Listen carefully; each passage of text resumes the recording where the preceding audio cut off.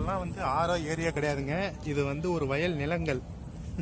அந்த நிலங்கள்ல வயல்வெளிகள் எவ்வளோ தண்ணி நிற்கிது பாருங்க. ஆமாம்.